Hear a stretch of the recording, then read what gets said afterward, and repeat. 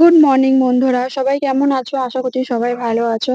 আমিও ভালো আছি, তবে একটু নার্ভাস আছি। তার কারণ হচ্ছে কাল রাত থেকেই জানতাম যে আজ সকালে তাড়াতাড়ি উঠতে হবে ঘুম থেকে। মিষ্টির 10 মাসের যে ভ্যাকসিনটা সেটা দিতে হবে। তো ওর আজকে 4টে ভ্যাকসিন হবে, 2টো হাতে আর 2টো পায়ে। পার্সোনালি আমি নিজে ইনজেকশন নিতে প্রচন্ডভাবে ভয় পাই। সেম একই অবস্থা হয় মিষ্টির ক্ষেত্রে। আমার ক্ষেত্রে যেটা হয় আমার নিজের, সেটা ওর যখন দেয়া হয় তখন হয়। তো যাই হোক, ওর ভালোর জন্য ওকে আর আমাকে এই কষ্টটা তো সহ্য করতেই হবে। তো সেই জন্য সকাল সকাল মিষ্টিকে খাইয়ে দিয়েছি আর আমরাও খেয়ে নিয়ে রেডি হয়ে গেছি, কারণ আমাদের বেরোতে হবে 12টার আগে ওখানে।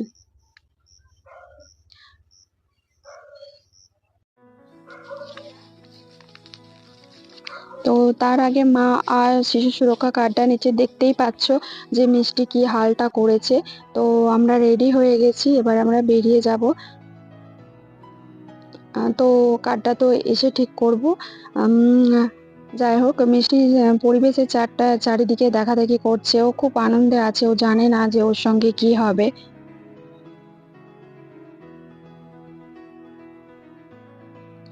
রাস্তাটা তো এক্সাক্ট জানি না, এই প্রথমবার যাচ্ছি। তো কাউকে জিজ্ঞাসা করে যেতে হবে। রাস্তা দিয়ে আসার পথে আমাদের পাড়ার কয়েকটা ছোট ছোট বাচ্চাদের সঙ্গে দেখা হয়ে গেছিল। তো ওরা মিষ্টিকে খুব ভালোবাসে, ওরা মিষ্টির স্বাদ নিয়েছে। ওরা ওদের ভ্যাকসিন দেওয়া হয়ে গেছে আর ওরা এখন মিষ্টির সঙ্গে বাড়ি যাবে, সেই জন্য আবার ব্যাকে সেন্টারে যাচ্ছে। আমাদের সঙ্গে ভ্যাকসিন হয়ে গেলে আমাদের সঙ্গে ব্যাকে ওরা বাড়ি যাবে। তোমার দেখে নি বাইরের গুলো তো ভালো না, ওর মা বাবা ছিল বছরে, ওটা বললে কি হবে 3-4 দিন। ভ্যাকসিন দেবার পর মিষ্টির অবস্থা একদম খারাপ হয়ে গেছে, খুব কান্নাকাটি করছিল। আমি তো কিছুতেই চুপ করাতে পারছিলাম না। তারপর ওর মামামকে দিলাম, ওর মামাম গান গেয়ে যা হোক করে একটুভাবে ঘুম পাড়ালো। তো ওখান থেকে বলা হয়েছিল যে 10-15 মিনিট ওয়েট করো, তারপর বাড়ি যাবে। তো ওর ওখান থেকে ব্লাড বের হচ্ছিল, হাত থেকে কটনটা দিয়ে বলেছিল একটু ধরে রাখতে।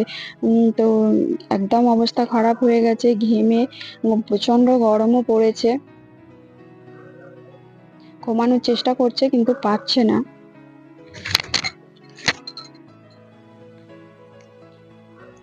তো এবার আমরা বাড়ি চলে যাচ্ছি, প্রায় অনেকটা টাইম হয়ে গেছে। মিষ্টি অনেক আগে খেয়েছে, তো ওকে খাওয়াতে হবে। তো আমরা এবারে বাড়ি যাচ্ছি। তো আর কোনো ভিডিও শ্যুট করিনি। তারপরে মিষ্টিকে আমি তো এক খাবার রোজ দিই না, সমস্ত খাবার চেঞ্জ করে করে দিই। তার মধ্যে সুজিটা একবার দিই। তো সুজির 2টো প্যাকেট আনা হয়েছিল, তার মধ্যে একটা ডেট প্রায় 2 মাস আগে ওভার হয়ে গেছিলো।